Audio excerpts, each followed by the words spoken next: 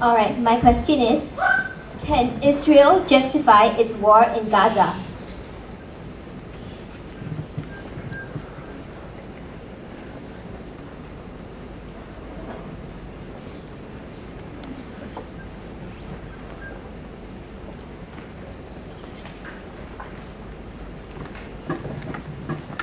Good morning, honorable judges and everyone present here today. Let me start off by telling you one sad story of the war in Gaza that happened about a month ago. Asuf Malia said she was preparing milk for a crying baby, when suddenly a rocket came through her roof. She said that her baby had died dead, hungry. Her baby had died waiting for milk. Asuf Malia also lost 21 members from her extended family later. Now, ladies and gentlemen, can Israel justify its war in Gaza if it's going to be killing so many civilians like this? No. My answer is no. I will bring to you 3 points. Civilian non-proportionality, they are not welcome to international aid, and their leaders itself are unwilling. Ladies and gentlemen, let me first enlighten you on the history of the war in Gaza. There have been various processes of bombing each other from 48, 56, 1967, 73, 82, 2006, and now 2009. A peace process, a peace treaty was signed in 1979, and then Israel promised to give West Bank back to Palestine. But all this has proven to be a failed attempt at trying to justify the war, a failed attempt to stop this war.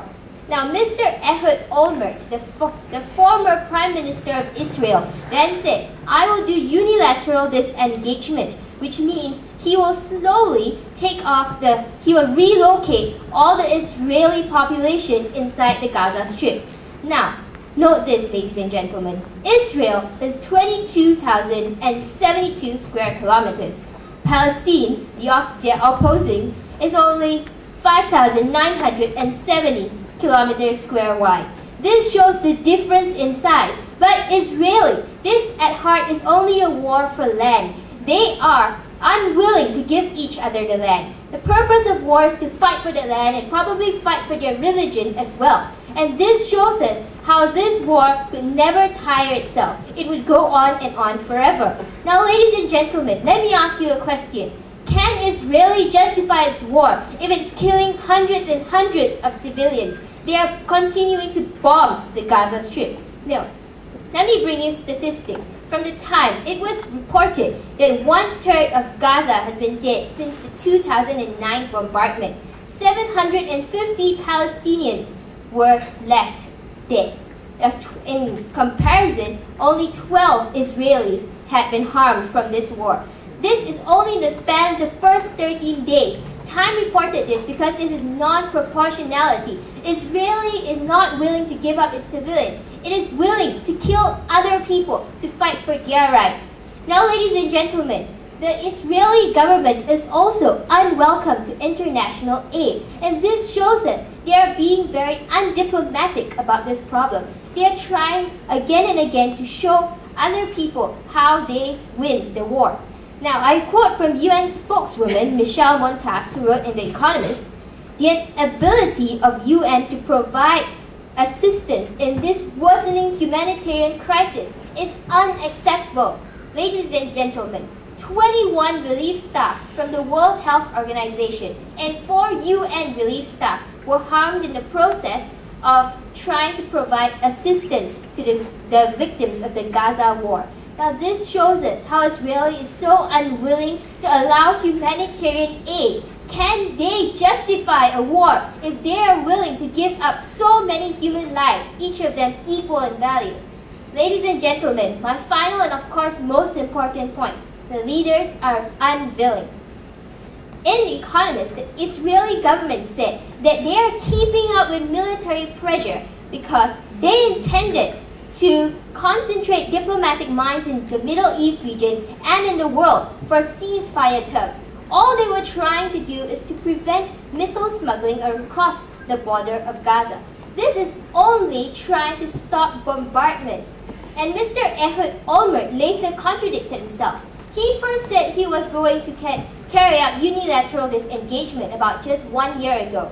And then later in the Time magazine, he said, to signal flaccidity is only to bring 12 seconds of goodwill from other leaders in the world. And then there will be no change of substance. And this shows us that the time that this Mr. Ehud Olmert is only trying to continue the war because he does not want to stop it. He says to show flaccidity, to show weakness, it will only bring a short period of goodwill. Therefore, he is unwilling because he has only one aim, to stop these bombardments. But there, of course, must be a better way to do this, a diplomatic way.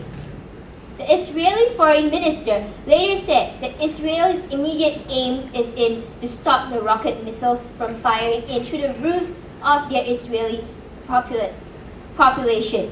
Now, this shows that everyone in the Israeli government, all the top shot leaders in Israel, are only promoting to stop border bombardment. Now, ladies and gentlemen, Hamas has given an opinion. He said Israel is going to react too wildly to bombings. They have reacted far too harsh to this bombing. Now, there is a better way. Let me quote now from Martin Luther King Jr. Violence is only a spiral into doom. Violence is going to kill the terrorists, but violence will not murder hate. The hate between these two countries are going to prolong forever. Violence is not going to end this situation. And then I have another quote from Indira Gandhi. We cannot shake hands with a clenched fist. Palestinians, for all this while, have been agreeing to diplomatic conversations to solve this matter. But can they do so if Israel is clenching their fists? They cannot shake their hands and they cannot work together. Ladies and gentlemen, Israel cannot justify its war in Gaza. Israel is killing far too many people. They are avoiding help from far too many international aid organizations, and their leaders are completely unwilling. What more, on January 11, Israel said they are prepared to send more reserve air armada. This only shows that Israel will never end this long spiral of doom into violence. Thank you, ladies and gentlemen.